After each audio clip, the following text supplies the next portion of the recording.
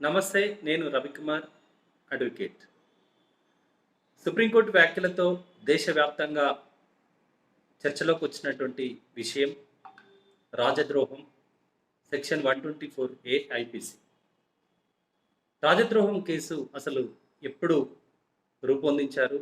ఎలాంటి సందర్భాల్లో ఈ చట్టాన్ని ప్రయోగించాలి?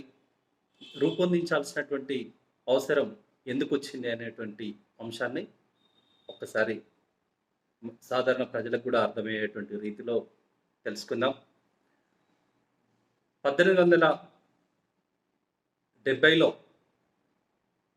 రూపొందించినటువంటి భారత శిక్షా స్మృతి ఇండియన్ పీనల్ కోడ్ని నాటి బ్రిటిష్ పాలకుడైనటువంటి పాలకుల ఆధ్వర్యంలో ఉన్నటువంటి డాక్టర్ మెకాలే ఐపీసీని రూపొందించడం జరిగింది. ఈ ఐపీసీని ఆనాడు స్వతంత్రం కోసం పోరాడుతున్నటువంటి భారతదేశ ప్రజలను తమ చెప్పు చేతల్లో ఉంచుకోవడం కోసం రూపొందించినటువంటి చట్టంలో ఐపీసీలో ఈ యొక్క 124A అనేటువంటి సెక్షన్ని కూడా పెట్టడం జరిగింది. దీని ముఖ్య ఉద్దేశం ఏంటంటే పాలించేటువంటి పాలకులు ఎవరైనా అంటే ప్రభుత్వాలు ప్రజల చేత ఎన్నుకోబడ్డటువంటి ప్రభుత్వాన్ని అస్థిరపరచాలనేటువంటి ఉద్దేశంతో మాటల ద్వారా కానీ చేతల ద్వారా కానీ రెచ్చగొట్టే విధంగా వ్యాఖ్యలు చేయడం ద్వారా కానీ లేకుంటే రాతల ద్వారా కానీ ప్రజలను రెచ్చగొట్టి ఒక ప్రభుత్వం అంటే శత్రుత్వ భావాన్ని కల్పించే విధంగా వ్యవహరించినట్టు అయ్యేదంటే వారిపై సెక్షన్ 124A ఐపీసీ కింద కేసు నమోదు చేస్తున్నారు. దీనికి 3 సంవత్సరాల నుండి జీవిత ఖైదీ వరకు శిక్షను రూపొందించడం జరిగింది. అదేవిధంగా ఫైన్ కూడా వేయడం జరుగుతుంది. అసలు 124A ఐపీసీలో ఏముందో ఒకసారి చదువుదాం.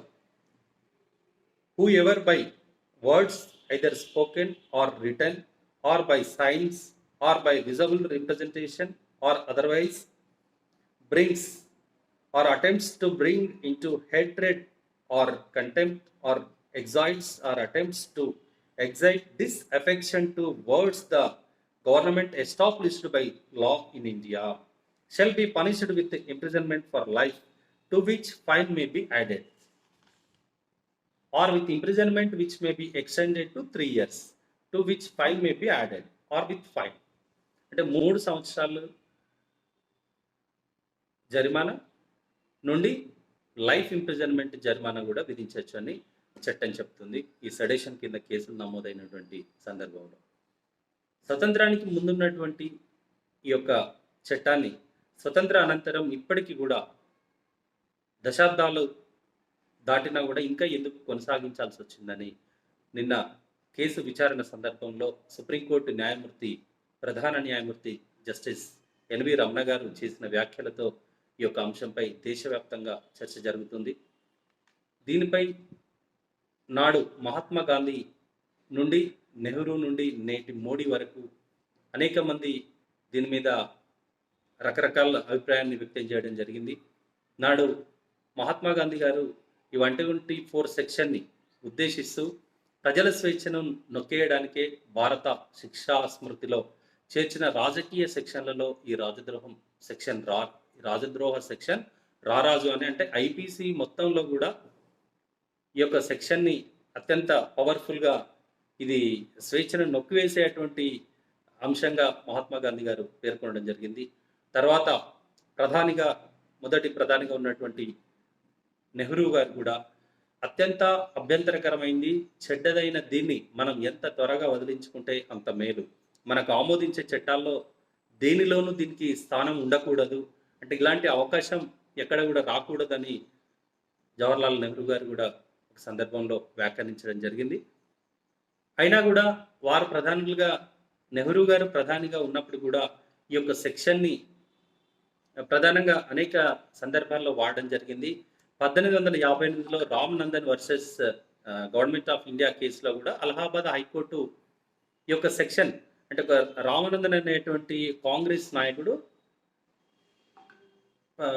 నెహ్రూ గారి ప్రభుత్వానికి వ్యతిరేకంగా వ్యాఖ్యలు చేసినటువంటి సందర్భంలో రామనందన్పై కేసు నమోదు చేయడం జరిగింది. 1958లో ఈ యొక్క కేసు చట్ట విరుద్ధమైందని అలహాబాద్ హైకోర్టు తీర్పు ఇవ్వడం జరిగింది. ఆ తర్వాత మరొక కేసులో సుప్రీంకోర్టు 1962లో సుప్రీంకోర్టు ఇచ్చినటువంటి ఇంకొక తీర్పుతో మళ్ళీ ఈ కేసుకు 124A అమల్లోకి వచ్చినట్టు అయిపోయింది. Kedarnath versus state of Bihar కేసులో ఈ యొక్క సెక్షన్ ఆవశ్యకత గురించి సుప్రీంకోర్టు కొన్ని వ్యాఖ్యలు చేస్తూ ఈ సెక్షన్ ఉండాల్సిందేనని దాన్ని కొన్ని మార్గదర్శకాలు రూపొందించి పెట్టడం జరిగింది. కేవలం ప్రభుత్వానికి వ్యతిరేకంగా హింసను ప్రేరేపించేలా, ప్రభుత్వాన్ని అస్థిరపరిచేలా పనులు మాటలు ఉంటే అది రాజద్రోహం కిందికి వస్తుందని సుప్రీంకోర్టు ఆనాడు తీర్పునిచ్చింది. దానికి అనుగుణంగానే మళ్ళీ 1962 సుప్రీంకోర్టు తీర్పు తర్వాత అది అమల్లో ఉండడం జరిగింది. దీనివల్ల ప్రధానంగా భారత రాజ్యాంగంలో రూపొందించినటువంటి ప్రాథమిక హక్కులకు ఉల్లంఘన జరుగుతుందనేది చాలా స్పష్టంగా కనిపిస్తూ ఉంది. సెక్షన్ 14 కావచ్చు, ఆర్టికల్ 14 కావచ్చు, ఆర్టికల్ 19, ఆర్టికల్ 21కి విరుద్ధంగా ఈ యొక్క సెక్షన్ ఇంపోజ్ చేయడం జరుగుతుంది. రాజకీయ ప్రయోజనాల కోసం రాజకీయంగా ఏ పార్టీ అయితే అధికారంలో ఉంటుందో ఆ పార్టీని వ్యతిరేకించేటువంటి ఇతర నాయకులపై ఈ యొక్క ఈ సెక్షన్ కింద కేసులు నమోదు చేసి వారిని ప్రాసిక్యూట్ చేయడం జరుగుతుంది. కాబట్టి ఇంకా రాజద్రోహం ఎక్కడ ఉంటుంది? ప్రజలకు భావ ప్రకటన స్వేచ్ఛ ఆర్టికల్ 19 ప్రకారం ఉంటుంది. ప్రభుత్వం చేస్తున్నటువంటి పనులను విమర్శించేటువంటి హక్కు ప్రజలకు ఉంది. చట్టం ముందు అందరు సమానమే అని ఆర్టికల్ 14 చెప్తుంది. వ్యక్తిగత స్వేచ్ఛను ఆర్టికల్ 21 ఇచ్చింది.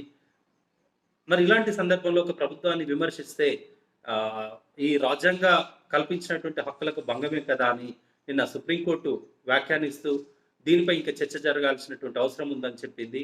కేంద్ర ప్రభుత్వానికి నోటీసులు కూడా జారీ చేయడం జరిగింది.